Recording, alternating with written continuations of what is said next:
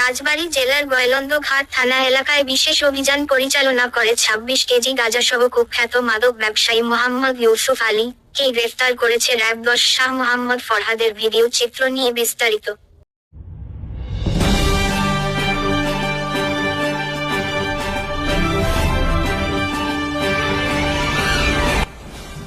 আপনারা দেখছেন বাংলাদেশ পরিক্রমা। বস্তুনিষ্ঠ সংবাদে আমরাই সর্বক্ষণ সচেতন।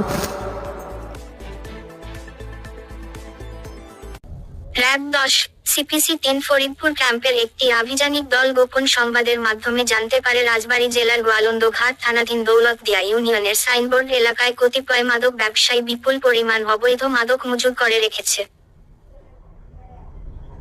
উক্ত সংবাদ প্রাপ্তির পর র‍্যাব ১০ সিপিসি ৩ ফরিদপুর ক্যাম্পের উক্ত আভিযানিক দল অদ্য ১১ই ডিসেম্বর ২০২৪ তারিখ দুপুর আনুমানিক ১টা ২০ ঘটিকায় উল্লেখিত এলাকায় একটি অভিযান পরিচালনা করে আনুমানিক ৭,৮০,০০০ টাকা মূল্যমানের ২৬ কেজি গাঁজাসহ একজন কুখ্যাত মাদক ব্যবসায়ীকে গ্রেফতার করে।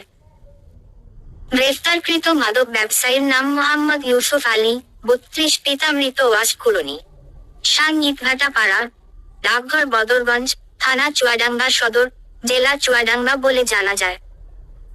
প্রাথমিক জিজ্ঞাসাবাদে জানা যায় যে গ্রেফতারকৃত আসামি পেশাদার মাদক ব্যবসায়ী। সে বেশ কিছুদিন যাবৎ দেশের বিভিন্ন সীমান্তবর্তী এলাকা হতে অবৈধ পন্থায় গাঁজাসহ অন্যান্য মাদকদ্রব্য সংগ্রহ করে রাজাবাড়ীসহ বিভিন্ন এলাকায় সরবরাহ করে আসছিল। গ্রেফতারকৃত ব্যক্তির বিরুদ্ধে একটি মাদক মামলা রুজু করা হয়েছে। সংশ্লিষ্ট থানায় হস্তান্তরের কার্যক্রম প্রক্রিয়াধীন।